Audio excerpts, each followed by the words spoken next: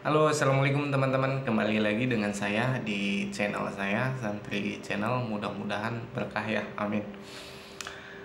Jadi kali ini saya akan membahas dua aturan sederhana di dalam kehidupan kita ya. Jadi yang pertama itu adalah apa yang kita inginkan itu harus kita kejar, harus kita perjuangkan gitu. Jadi jangan menunda waktu gitu. Jadi aturan sederhananya yang pertama, apa yang kita inginkan, apa yang kita dambakan, ya kita harus perjuangkan, harus mengejarnya gitu. Jangan menunda waktu gitu. Jadi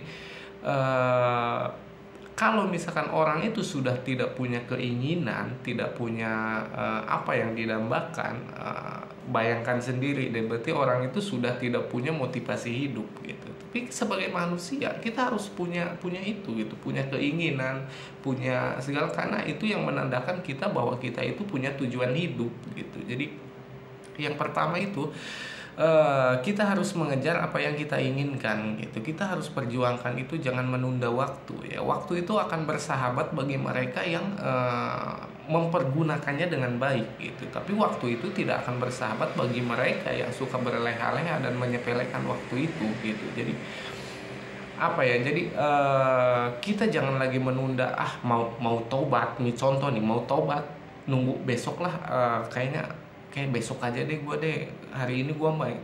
Jangan begitu, jangan nunda besok, sekarang aja lakuin. Tidak ada jaminan besok kamu masih hidup, benar kan?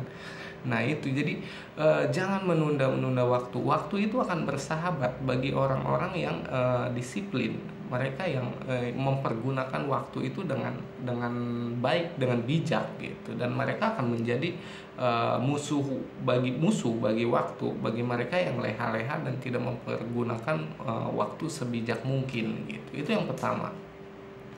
Yang kedua,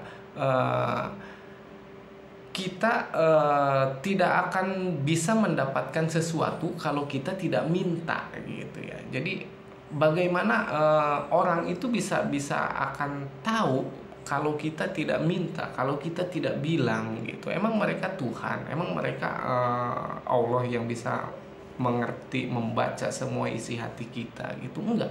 Manusia itu punya keterbatasan.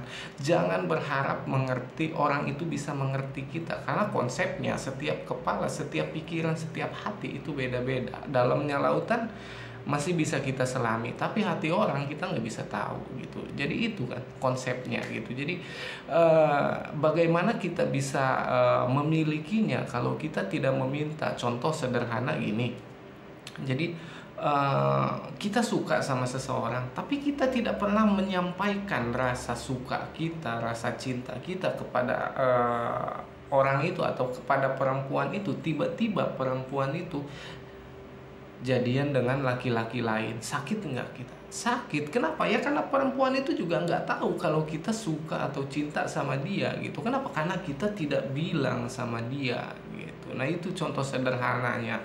Nah itu dua aturan sederhana di dalam kehidupan yang mudah-mudahan ini menjadi edukasi yang baik dan menjadi bahan penambah motivasi ya, penambah wawasan bagi diri kita.